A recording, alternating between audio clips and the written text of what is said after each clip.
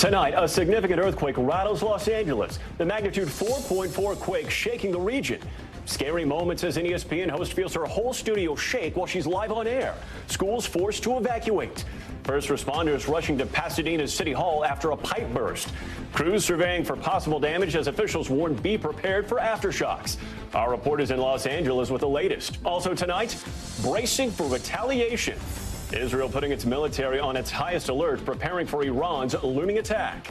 The rare move from the U.S., sending a missile submarine to help defend its ally, as Iran doubles down on its threat. Israel facing backlash for its strike on a school in Gaza, where the dangerous situation in the Middle East stands. Battleground surge. Vice President Kamala Harris leading in 3 key swing states. The FBI now investigating after the Trump campaign says it was hacked. Former President Trump accusing Iran of interfering as he lashes out over the crowds at Harris's rallies. A brutal attack in downtown Los Angeles. New video showing a dangerous mob surrounding a car and beating up their driver. What we're learning about this brazen assault. Fiery chopper crash. The helicopter slamming into a hotel in Australia. The latest in the investigation, including new details that the flight was not approved for takeoff. Stripped of bronze. Team USA Gymnastics star Jordan Chiles asked to return her bronze medal. The International Olympic Committee ruling the appeal that upgraded her to the podium is invalid. The backlash over the decision and the proof USA Gymnastics says it has to refute the ruling. And Blink Fitness pumping the brakes on its operations. The gym filing for bankruptcy, what it means for its members. Top story starts right now.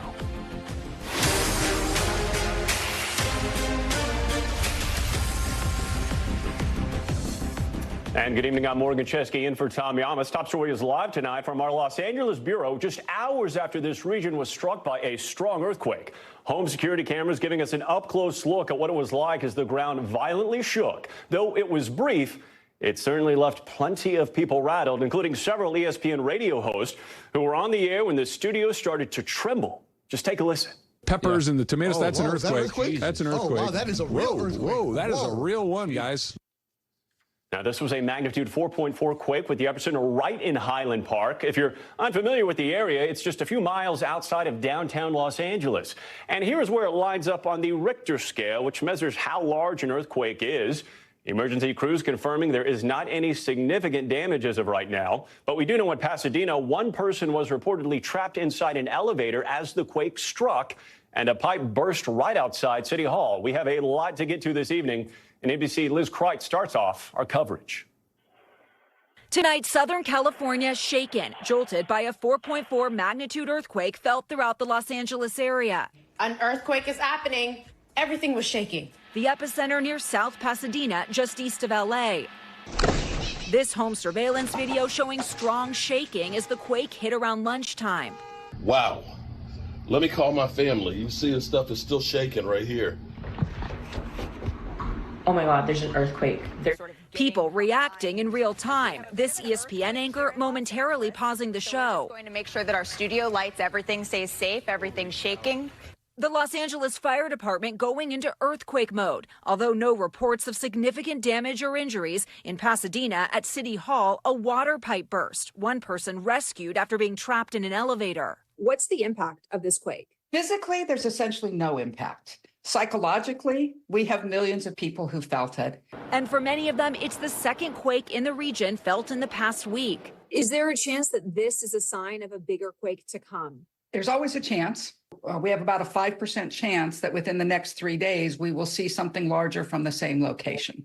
The latest quake to rock California coming just as the world's focus turns to the city as the next home of the Summer Olympics. And Liz Kreitz joins us now from here in Los Angeles. Liz, this quake certainly rattled quite a few nerves, but fortunately no reports of any serious injuries right now. What are officials saying about the aftershocks here? Yeah, well, Morgan, so far there's been a few aftershocks, very minor ones, at least 3 of them. We'll see if there's more to come. This was the strongest shaking, though, felt in East LA from an earthquake in several years. And as you heard there from that expert, there's always that very small chance that this was a foreshock of a bigger one to come. Right. Everyone eyeballing that 5% she mentioned there. Liz, you, of course, mentioned the Olympics in your story. Do we know if this quake affected the arrival of the Olympic flag here in L.A. whatsoever? Yeah, I'm happy to report, Morgan, it did not have any impact on that. This quake happened just before Mayor Bass, the Los Angeles mayor, and officials touched down here in LA with that flag. Everything went smoothly, but of course it is a sign that 4 years from now, the Olympics will be an earthquake country. An earthquake could certainly happen during the Olympics, but experts are quick to point out that Los Angeles is one of the best prepared cities in the country, if not the best prepared city for an earthquake, Morgan.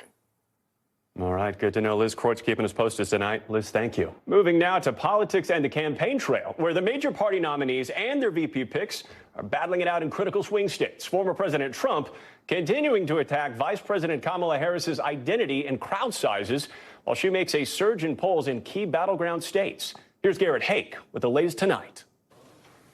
Former President Trump returning tonight to what was once his favorite messaging megaphone. Posting on X, formerly Twitter, for the first time in more than a year, writing, "Are you better off now than you were when I was president? Our economy is shattered. Our border has been erased." And promoting an interview tonight with the site's outspoken owner and Trump supporter, Elon Musk. The posts come as the former president faces growing criticism from Republicans who say he's not spending enough time attacking Vice President Harris's record. Over the weekend, Trump indulging in a baseless conspiracy theory about President Biden at the DNC. He's going to walk into the room and he's going to say, "I want my presidency back." And falsely suggesting large Harris crowds were AI-generated fakes. The Harris campaign mocking Trump in response, writing, quote, "This is an actual photo of a 15,000-person crowd," and Trump has still not campaigned in a swing state in over a week. Low energy? Tonight, a new poll shows Harris leading Trump within the margin of error in key battlegrounds, Michigan, Pennsylvania, and Wisconsin, prompting this public plea to Trump from an ally. Stop questioning the size of her crowds and start questioning her position when it comes to what did she do as Attorney General on crime. Question what did she do when she's supposed to take care of the border as a czar. Meanwhile, the Trump campaign is accusing Harris of plagiarizing a signature Trump economic proposal to no longer tax tips. Harris appearing to adopt the Trump plan this weekend. Eliminate taxes on tips for service and hospitality workers. Trump has been campaigning on his no tax on tips pledge for months. When I get to office, we are going to not charge taxes on tips, people making tips. Trump posting Harris's quote, "conning the American public," and will flip right back. And Garrett Hake joins us now from Washington, D.C. So, Garrett, another major campaign issue for the Trump-Vance ticket is, of course, abortion. I know you asked former President Trump just the other day about the abortion pill mifepristone, and he alluded to the idea of restricting access to the pill. And then J.D. Vance did multiple Sunday show interviews yesterday and spoke about those very comments, seeming to backpedal a bit. Here's what he said. This drug is used in like 60% of all abortions in the United States. In a Trump-Vance administration, would you use the FDA to block access to this drug? Well, no. What the president has said very clearly is that abortion policy should be made by the states, right? You, of course, want to make sure that any medicine is safe, that it's prescribed in the right way, and so forth. But the president wants individual states to make these decisions. That was Margaret Brenner from Face the Nation. So, Garrett, I'm curious, do you think this back and forth opens the door even a bit for Vice President Harris and Walz? It absolutely does, Morgan. Look, the Trump campaign wants to minimize the issue of abortion as much as possible. That's why Trump has tried to argue that it's purely a state issue. But any equivocation, anytime he's unclear about that, as he was when I asked him about it last week, presents an opportunity for Democrats to argue he's being dishonest or he doesn't understand the policy, or that perhaps he's trying to be too cute about what would constitute federal intervention on this issue. There you hear Vance do a little bit of cleanup, but something tells me this won't be the last time he or Trump is asked about this issue. And, Garrett, we know the Trump campaign has claimed a vetting document of J.D. Vance was hacked by Iran, but we have new reporting that the FBI is now officially investigating here. Yeah, that's right. The FBI is investigating, although we don't know to what degree they've gotten access to the Trump campaign servers. This might all sound familiar to people who remember the 2016 campaign, where there was some tension between the Clinton campaign and the FBI over what they could look at, what kind of evidence might be available to them. This is another instance where we don't yet know what these hackers, if indeed they're Iranian or whomever they might be, what all they have and where else it might show up. This is very much a developing story, and again, something that has the potential to have cast quite a long shadow over the remaining 80-some-odd days of this campaign, Morgan. 80 days and counting. Garrett, hey, thank you. And for more on the race for the White House 1 week from the start of the Democratic National Convention, well, let's bring in our political pros. Amisha Cross, Democratic strategist and former Obama campaign advisor, and Mark Lauder, Republican strategist and former director of strategic communication for the Trump 2020 campaign. Thank you both for joining us this evening. Mark, I'll start with you. J.D. Vance was asked this week about former President Trump talking about Vice President Harris's identity. Here's what he had to say. She pretends to be one thing in front of one audience. She pretends to be something different in front of another audience. Look, Dana, she's not running a political campaign. She's running a movie. She only speaks to voters behind a teleprompter. Everything is scripted. She doesn't have her policy positions out there. She hasn't answered why she wanted to ban fracking, but now she doesn't. She wanted to fund police, but now she doesn't. She wanted to open the border, but now she doesn't. She should have to answer for why she presents a different set of policies to one audience and a different set of policies to another audience, and I think that's what President Trump is getting at. This is a fundamentally fake person. She's different depending on who she's in front of. With respect, you changed your position on an important thing, which is Donald Trump. Of course I did. And so why are you not a chameleon? Because, Dana, I've explained to the American people what's different. People change their minds when the facts change. So I'm curious, do you think this looks good for Vance as a running mate here? And do Trump allies such as Kevin McCarthy have a point? Should the former president be more focused on attacking Harris on her record rather than things such as how big her crowd size is or even her racial identity here? Well, I think you saw Senator Vance doing that in that interview yesterday, talking about the fact that Kamala Harris has flip-flopped on just about everything. She'll tell whatever audience she's in front of what they want to hear. You go to her website, she has no policy. So that's going to be the real issue. And I think as this campaign goes on and on, you're going to hear more about that, because at the end of the day, vibes aren't going to lower people's gas or grocery prices or secure our border. That's what the people want to talk about. And I don't think Kamala Harris has an answer for any of it. All right, Amisha, to you now. What kind of impact do these attacks have on the Harris Walls campaign in your estimation? I don't think they have very much legs to stand on here, because we're talking about a man of contradictions. J.D. Vance is someone who is anti-immigrant, but his wife is the daughter of immigrants. J.D. Vance is someone who has spoken against women working outside of the home when his wife is somebody who not only excelled in higher education, went on to law school, but also actually clerked under who is now a Supreme Court justice. She is a powerhouse in her own right. This is a guy who has shape-shifted so many times to get approval from the Trump MAGA crowd that it's ridiculous. I think that Kamala Harris is doing what she needs to do. Let's be mindful, even though the growth has been amazing in terms of the fundraising dollars, the capacity of individuals on the ground who are organizing and doing the work, it's still been a very short time since she was actually chosen as the presumptive nominee. They just held the virtual roll call just a couple days ago. The DNC is next week. She's already said she's going to outline her policies. I expect that to come out in the next few days. She has hit the ground running in a very, very momentous fashion. And the Trump campaign is, quite frankly, just running scared. J.D. Vance didn't do anything we didn't expect him to do. But quite frankly, he has a lot of his own cleanup right now that he should be worried about. And regarding doing what she needs to do, Mark, Harris is currently leading in key swing state polling. Do you think she needs to sit down and speak to a national audience and do interviews? Or do you think what the campaign is currently doing is working here? Take a look. There are the numbers right there. Well, first of all, those polls are greatly skewed. That they oversampled Democrats and undersampled Republicans on that, so I'm not worried about any of that. But look, it's clear that Kamala Harris is going to try to run Joe Biden's basement strategy 2.0. She's going to hide from the American people, because every time she gets off the teleprompter, she explains AI as being a two-letter word or says Ukraine is a small country next to Russia, which is a big one. She can't handle a live, unscripted interview. So we'll see, but more importantly, what is she going to say about those policies? Because people do have economic pain because of Joe Biden and Kamala Harris. They don't like the border. They don't like the wars. And Kamala Harris has to answer for all of the problems she and Joe Biden have created, and then tell the American people why she's the one that should be cleaning it up. Amisha, you look at those polling numbers there, however slight or not, how does that campaign hold on to what they have or build upon them going forward here? The timeline getting shorter. Well, the Democratic base is large. It's larger than the Republicans could ever hope of getting.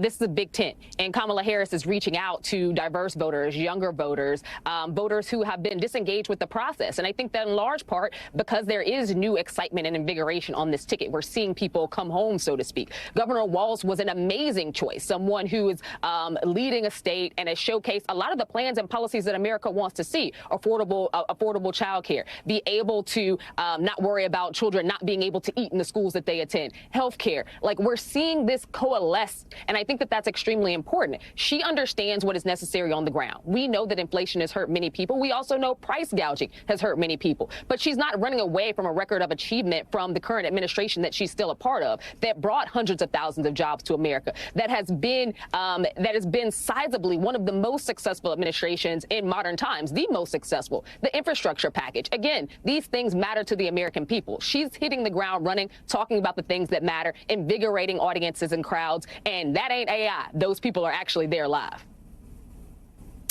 Mark, quickly to you, following up something that Garrett reported on, Trump campaign saying that they had been hacked over the weekend. Do we know how the campaign was able to quickly pinpoint that Iran was the source of the hacking, and why it appears the target was to reveal more information about running mate J.D. Vance? Well, clearly Iran has it in for Donald Trump, because he actually was tough on Iran, unlike Kamala Harris and Joe Biden, who basically have allowed them billions of dollars, which they use to attack Israel. And so they've made no secret of the fact that they've actually put out a hit on Donald Trump. They're probably targeting his campaign. But look, they take cybersecurity very seriously. I was on the 20 campaign. It was something we were very cognizant of the entire time. And I'm sure that those same cybersecurity measures immediately triggered to try to protect as much of the information with the 2024 campaign as possible. All right, so Misha Cross, Mark Lauder breaking it all down for us. We thank you both this evening. Thank you. Heading overseas now to the escalating tensions in the Middle East after Israel carried out a series of deadly strikes in Gaza this weekend, Iran vowing revenge for those attacks and for the recent killings of several militant leaders. Ellison Barber's on the ground in Tel Aviv for us tonight with the very latest, and we do want to warn you, some of the images you're about to see are disturbing. Major strikes inside Gaza this weekend, leading Iran to reiterate plans to, quote, punish Israel. In a phone call with the Vatican this morning, Iran's new president told the Holy See's Secretary of State that Iran would like to avoid wars, according to a readout in Iranian state media. But he also said Iran has the right to respond, given the deaths of women and children in Gaza and the alleged Israeli assassination of Ismail Haniyeh during a visit to Tehran. Israel vowing to respond to any attacks from Iran or Hezbollah with unprecedented action. Our enemies are threatening to harm us in ways they have not harmed us before, says Israeli Defense Minister Yoav Gallant. I hope they do the math well.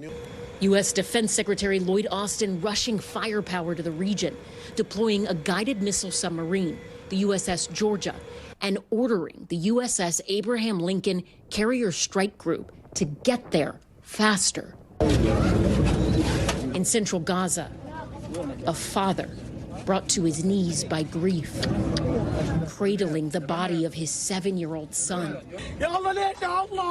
Oh my God, he sobs. Why us? 3 of his children, ages 7, 4, and 1, killed in an Israeli airstrike Friday night. The next morning, an even deadlier strike on a school turned shelter in Gaza City. 3 rockets struck the Tabin school, killing at least 100 people, according to a spokesperson with Gaza's civil defense.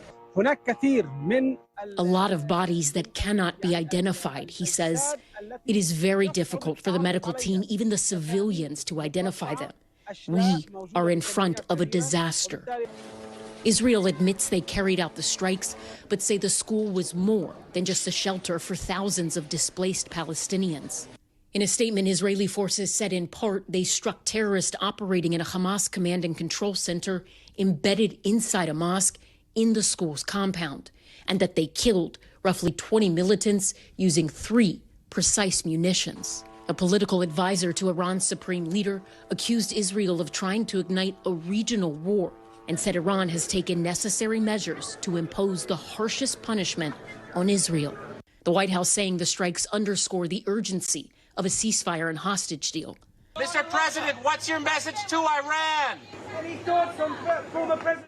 For the families of more than 100 hostages abducted on October 7th and still trying to hold on to hope, Iran's threats don't change much. I don't know, there was some water in our safe room, but we're not really, I don't think, overthinking what will be. Who knows what will be. We're in the midst of a very unique, ambiguous trauma. It's pretty hard to get us more rattled. I'm sure that there are political and military leaders who are doing the right things to prep for it. As parents of a hostage, we've got other big things in our mind right now. In an interview last week, the parents of Hirsch Goldberg Poland told NBC News that hugging their only son at home is top of the list. 300 plus days in, it is very obvious, although 7 people were rescued, but 7 out of 251, it's very clear that the 105 who came out at the end of November came out because of diplomatic negotiations, and we need that to happen again. And Ellison Barber joins us now from Tel Aviv. Ellison, powerful reporting. We're learning more tonight about a hostage that Hamas says has been killed. What more do we know there? Yeah, so a spokesperson for Hamas's military wing released a statement on their official Telegram channel saying there were 2 separate incidents at some point involving soldiers of theirs. They said in one incident, one of their soldiers shot and killed instantly a prisoner. And in another incident, and again, they say this was a separate incident, they say 2 female prisoners were seriously wounded and are now receiving treatment. A Hamas leader later released a statement saying this, quote, "What happened with the occupation captives in Gaza is a result of the massacres and the assassination operations. The occupation, and they mean Israel, bear direct responsibility for the killing of its prisoners, meaning hostages, inside of Gaza." A spokesperson with the IDF has said so far they do not have any intelligence support that allows them to either confirm or deny what Hamas is claiming here. They say they are aware of the claims on social media. They're working to gather more intelligence, more information. But right now, Morgan, they say they're not able to confirm or deny whether or not 2 hostages are seriously wounded and 1 is now dead. Morgan. Allison, we heard the U.S. once again call for a ceasefire in your report. So where do the talks stand right now? Well, currently, they are expected to at least have a gathering Thursday, August 15th. That'll either take place in Doha or Cairo. The United States, Egypt, and Qatar releasing a joint statement last week calling on Hamas and Israel to come together and to make a deal. They say, ask them, rather, to pick up where they'd left off when they had a framework that was agreed upon. This is a framework that was more formalized towards the end of May. That being said, Israel has said they will send representatives to this meeting, either in Doha or Cairo, but Hamas says they will not. So right now, in terms of how does it look for a ceasefire, Morgan, not very good, but there's a lot of diplomatic efforts still going on behind the scenes, trying to see if anything could possibly be pieced back together at this point. Morgan. And a tough waiting game continues. Ellison Barber, thank you so much. And for more analysis on the rising tensions in the Middle East, I'm joined now by retired United States Army General Barry McCaffrey. General McCaffrey, thanks so much for joining us on Top Story tonight. We want to speak to you about the immediate potential threat here. What do we think Iran's options are for retaliation, and what message would those send? Well, I think they're in a quandary. They're trying to decide what course of action to take. They have some serious military options. They can attack Israel for an extended period of time, several months, using not only their own assets. 13 April, as an example, they fired 300 some odd drones or missiles at Israel. They can also include Hezbollah, who are alleged to have 150,000 rockets, which could, if over time, could overwhelm Israeli defenses, even though the U.S. has buttressed our own, particularly U.S. naval capability. So everyone's on edge. The provocation of assassinating the head political officer of Hamas in Tehran right after the inauguration of his new president was appalling, in my view, as was probably killing the senior Hezbollah military commander in Lebanon. So the escalation is likely to be severe in the coming days.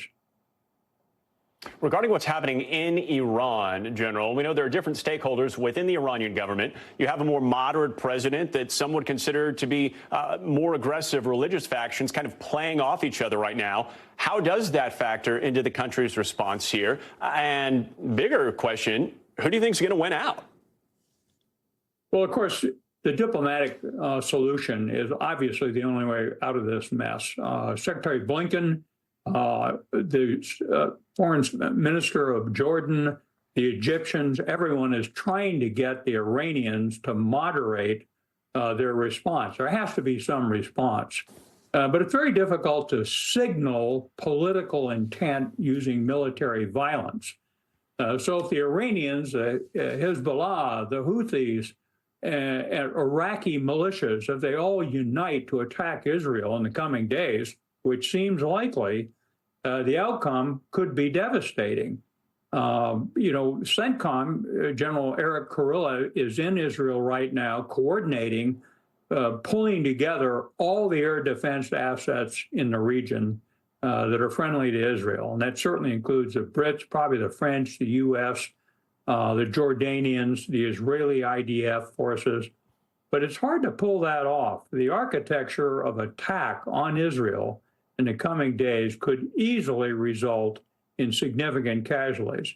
Then the Israelis will respond, and they have significant air power to have a devastating blow on Iran.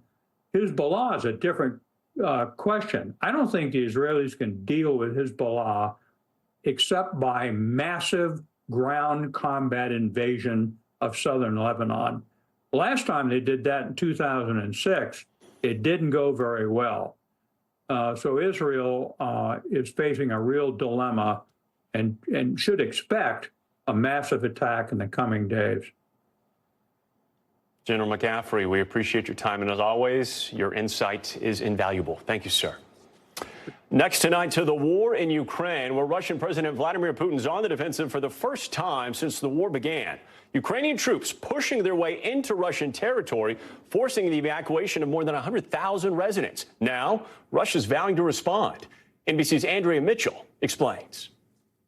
Tonight, Ukrainian troops advancing 8 miles inside Russia's border, saying they've now gained control of more than 600 miles of Russian territory in Belgorod and Kursk. Russian President Putin vowing to retaliate. He says Russian forces will, quote, squeeze out and knock out the enemy from our territories, after the local governor in a televised meeting told Putin Ukraine now controls 28 Russian villages. This new video showing Ukrainian soldiers removing a Russian flag from the side of a building in the Kursk region. All this stunning and embarrassing Putin. For the first time, Ukraine's President Zelensky confirming Ukrainian troops are operating inside Russia, prompting this reaction from an exuberant Senator Lindsey Graham in Kyiv today. Bold, brilliant, beautiful. Keep it up. Putin started this. Kick his ass. And no objections from the Biden administration, saying Ukraine was defending itself against Russian cross-border attacks. Ukraine's incursion into Russia could give it leverage in any future negotiations with Putin, even as Russia continues to hammer Ukrainian forces in the east. Morgan? Andrea Mitchell, thank you so much. And for more analysis on Ukraine's assault at the Russian border, I do want to bring in former U.S. Ambassador to Ukraine, Bill Taylor, who joins us from Washington, D.C. Ambassador Taylor, thank you for joining Top Story tonight. Since the start of the war, this is Ukraine's truly first offensive into Russian territory. President Putin said today that this is Ukraine's attempt to try and improve their seat at the negotiation table. So how critical was this attack in terms of that? This is a great critical move. This is an important move on the part of the Ukrainians to grab the initiative.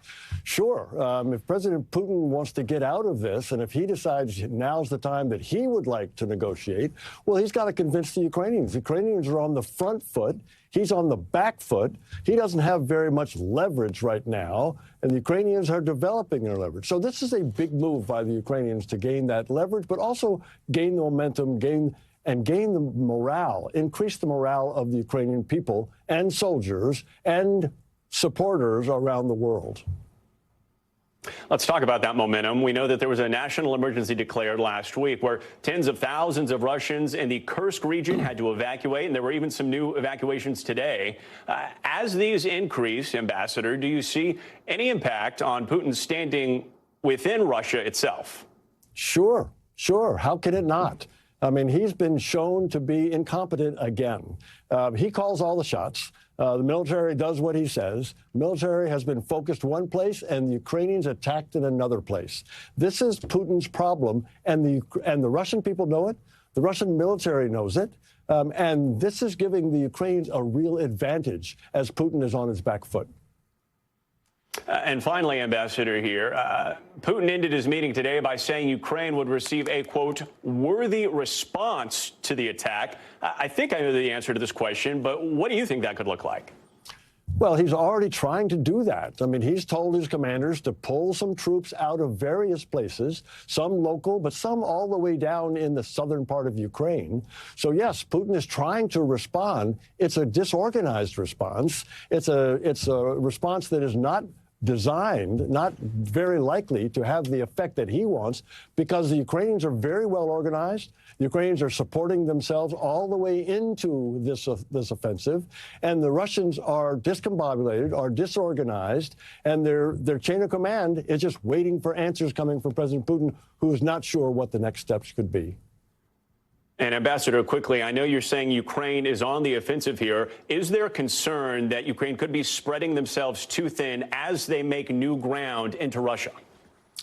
You're exactly right, of course, Morgan, that they have to be able to support themselves, the Ukrainians, and they've got to be sure that the Ukrainian troops, have food and fuel and all that they need to keep going. But right now, the Ukrainian troops are not facing resistance. So they're pushing hard. They're pushing deep. They're exploiting this surprise. The amazing thing, Morgan, is the surprise that the Ukrainians were able to achieve. And this has caused the problems for the Russians. All right. Critical insight. Ambassador, we thank you so much. Thank you, Morgan. And still ahead tonight, a brazen attack right here in Los Angeles. A group of people on bikes surrounding a car, jumping on the hood, then beating the driver. We'll hear from that man about how he tried to fight those suspects off. Plus, the daring escape in Florida, a robbery suspect jumping off a bridge to evade police, how he was eventually taken into custody. And the Red Sox player heard hurling a homophobic slur towards a heckler. The punishment just handed down by the team. Stay with us. We'll be right back.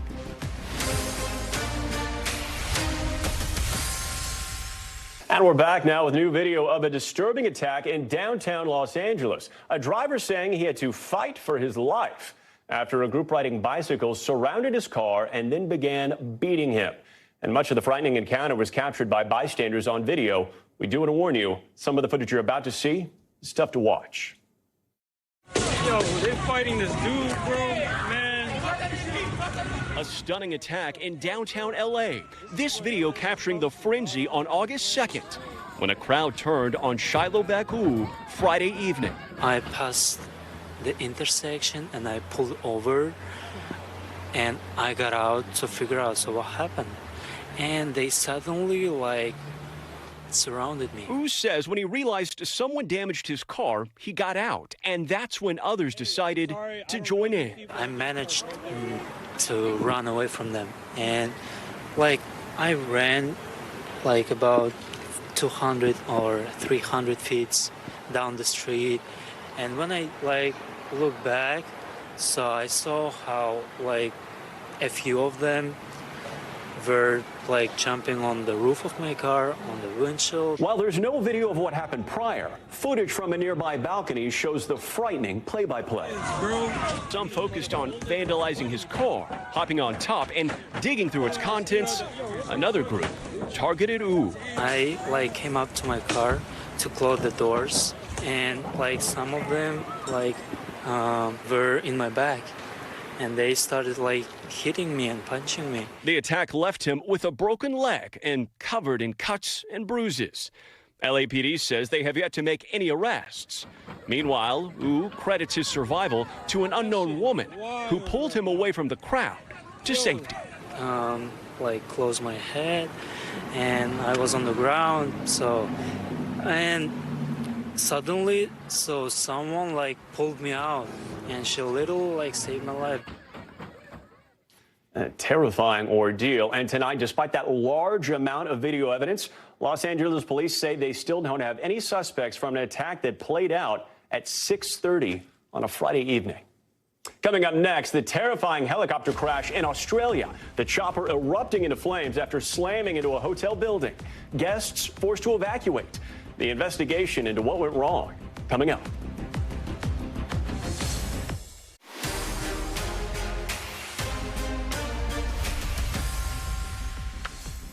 And we're back now with Top Stories newsfeed. 2 people have been killed in a deadly home explosion in Maryland. Aerial footage shows the burning wreckage of what was left behind.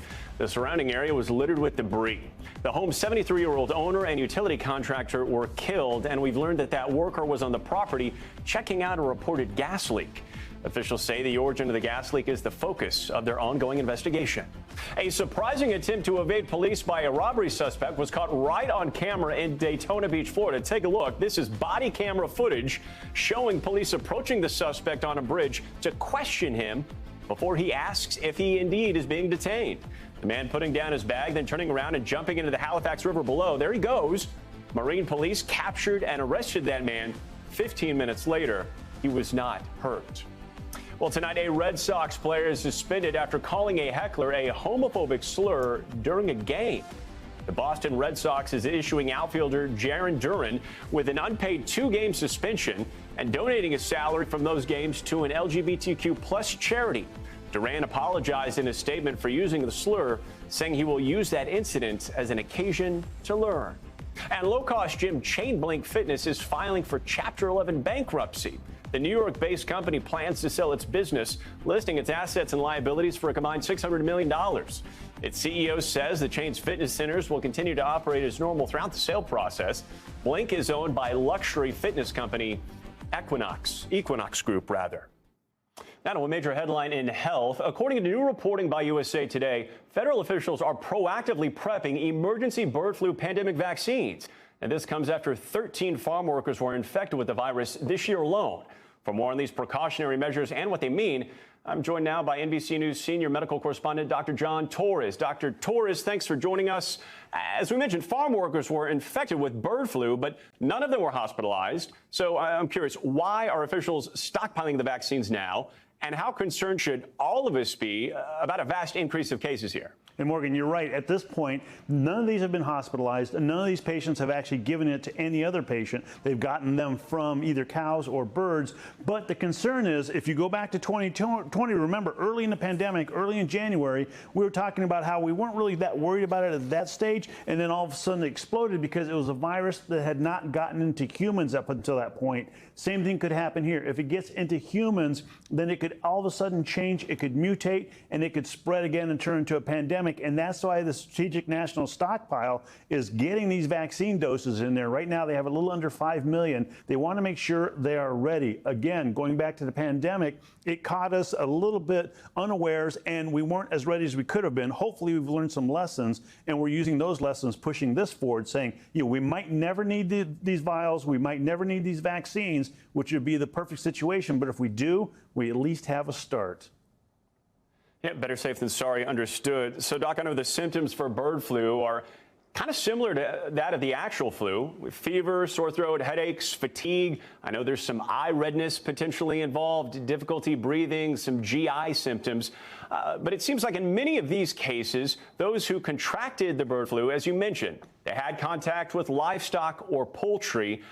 Is that a prerequisite, or can it be contracted various ways, at least by humans? So up until this point, it's been a prerequisite. Getting it directly from the bird or the bird droppings or the animal itself, in this case the cow, and getting it into humans. What hasn't happened is that human-to-human transmission, and that's when we start getting extremely worried about it. We haven't had that yet up to this point. And so the message going out to people is, essentially, if there's a sick animal, whether it be a bird, whether it be a mammal, any other kind of animal, you don't want to be around that animal too long. Make sure you handle it appropriately. Wash your hands. If you're when you're eating your food, make sure especially eggs or any kind of meat is cooked appropriately. And then on top of that, make sure that if you're drinking milk, it's pasteurized milk. You don't want unpasteurized raw milk, because that could contain it as well, because now we know it's moved into the dairy population. And so you mentioned the symptoms there. One of the other things to consider is these symptoms right now are mild, but they could turn worse. And one of the symptoms we look for is encephalitis, which is swelling of the brain, and that can become a problem as well when it comes to the bird flu, which makes it different than regular seasonal flu, and that's why one of the concerns is out there. Good advice, Doc. I know that Health and Human Services is set to have a briefing tomorrow on bird flu. In short, what do you expect them to really touch on here? So one of the things they're going to look at is, okay, do we have the right vaccine? How many numbers do we have right now? And we do have clinical trials going on with this vaccine. What are we seeing in those clinical trials? Because up until now, the vaccine they're stockpiling has only been tested in ferrets. They're clinical trialing in humans. We need to make sure it's going to work appropriately. The other thing they're going to hopefully talk about, or at least they're starting to think about, is even though we're getting these batches right now of vaccines, we found out during the pandemic vaccines needed to change as time went on. Are they going to be able to change this as well? They can be able to get a vaccine. They can do that rapidly. That's an important step. All right, Doc Torres, thanks so much. I want to go next to Top Stories Global Watch, starting with the man arrested for stabbing an 11-year-old girl and a 34-year-old woman in London's Theatre District. Police say the mother and the daughter were attacked outside of a tea shop. The 32-year-old suspect was arrested within just a few minutes. Both victims were taken to a hospital but are expected to recover. And police say the attack appears to be random, but they do not believe that this was terrorism related. In Australia, a pilot is dead after a helicopter crashed in the middle of a hotel roof. The chopper hit a Hilton Doubletree hotel in the popular tourist destination of Cairns. The crash ignited a fire, forcing hundreds of guests to evacuate. We know at least 2 people were hospitalized but are currently in stable condition. The company, meanwhile, that owned the helicopter said the flight was unauthorized and that they're working with authorities on that investigation. And Britain's 5-time Olympic medalist Tom Daley is retiring from diving. Daley first came to the Olympics back in 2008 at the young age of 14. He now retires as Britain's most decorated Olympic diver. He returned from Paris with a silver medal he won in the men's synchronized 10-meter event and was able to be a flag bearer for his country. Daley says he plans to spend more time with his husband and 2 children. Coming up, another headline involving an Olympian. Team USA's Jordan Chiles stripped of her bronze medal over the weekend. We're breaking down what led to this controversial decision and the news just in from USA Gymnastics over that appeal. That's coming up next. And we're back now with the latest on the now concluded Paris Olympics. Questions now swirling after the International Olympic Committee confirmed over the weekend it would strip Jordan Chiles of the bronze medal she won in the floor exercise final. Now, this decision came after the Court of Arbitration for the sport ruled a scoring inquiry made by Team USA gymnast coach happened after a 1-minute deadline. The results of that inquiry catapulting Chiles from 5th to 3rd place at the time, pushing Romania's Ana Barbosu out of her medal spot. USA Gymnastics saying in a statement it has already submitted new video evidence showing the request was made within 1 minute of the original score's posting. And the U.S. Olympic and Paralympic Committee has also said that it would appeal that ruling. Chiles' teammates and Team USA supporters have all rallied behind her in a huge way, including rapper and Olympics hype man, of course, Flavor Flav, who offered Chiles a bronze clock necklace to replace that medal. Chiles, meanwhile, hasn't released an official statement, but she did post some broken heart emojis on Instagram Saturday morning and said she would be stepping away from social media for her mental health. With that, and for more on the fallout from this ruling, I do want to bring in Ashley Bueller, who worked as a gymnastics producer for NBC Olympics during the Paris Games. Ashley, everyone is talking about this story. Can you tell us more about the decision to reallocate the medal and why all of this is playing out the way in which it is? Yeah, well, it's a really tricky situation with the coaches only having 1 minute to submit the inquiry after Jordan's initial score was flashed. And now that they're saying, at the moment they were saying that she was within the minute and her inquiry was accepted. But now after the fact, they're saying that she was 4 seconds too late. And because of that, they're saying her inquiry is now void. Her original score has to be reinstated. And that would put her back in 5th place and award the bronze medal to Romania's Ana Barbosu. So it's really a devastating situation.